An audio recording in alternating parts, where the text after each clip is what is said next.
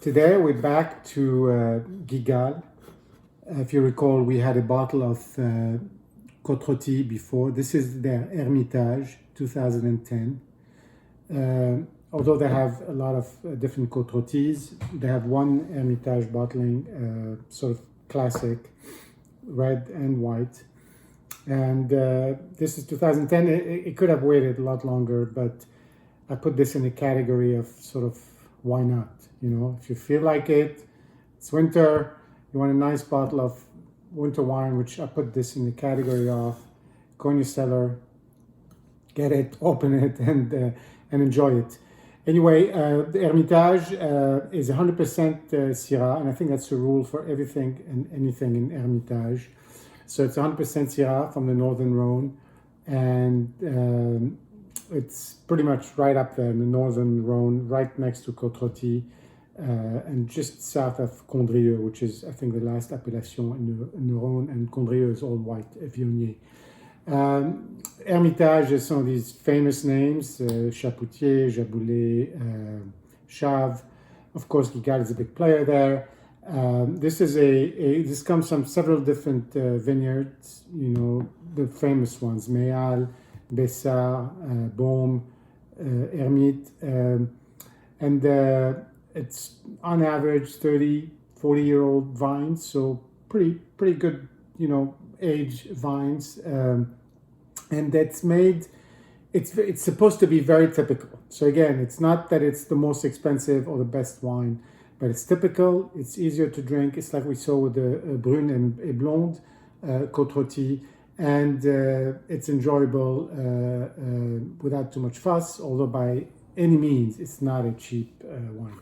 Anyway, let's look at it. This one is very violet, so you see more of the Syrah, what you expect in that sort of deep purple, you know, color on the Syrah.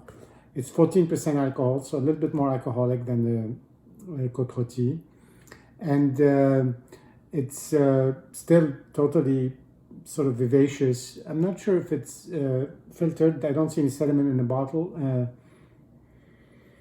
On the nose, it's a lot more fruit. There's not a lot of floral aromas. It's fruit.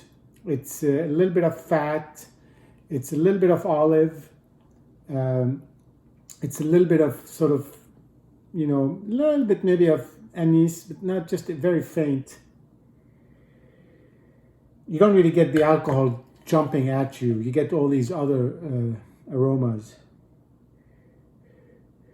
But definitely a Syrah. You get that sort of deep, you know, blueberry sort of hint, and you know that's a Syrah.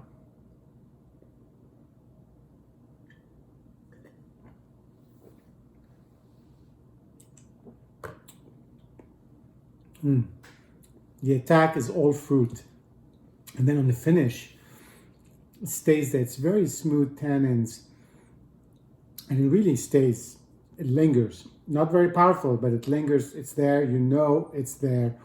And Hermitage is supposed to be the more sort of this kind of this more, if you want, manly, you know, of the two compared to Côte Rôtie. Côte Rôtie has a little bit more of a feminine, floral aspect to it. And this is, you know, but this is not like this kind of thing where you feel you've been hit with a hammer. It is serious, but it is fine. It's very enjoyable. I think it could use more age. I have another one that'll probably wait another 5 years on. But at the same time, you know, after 10 years, you feel that you deserve to enjoy it. Let's have another taste.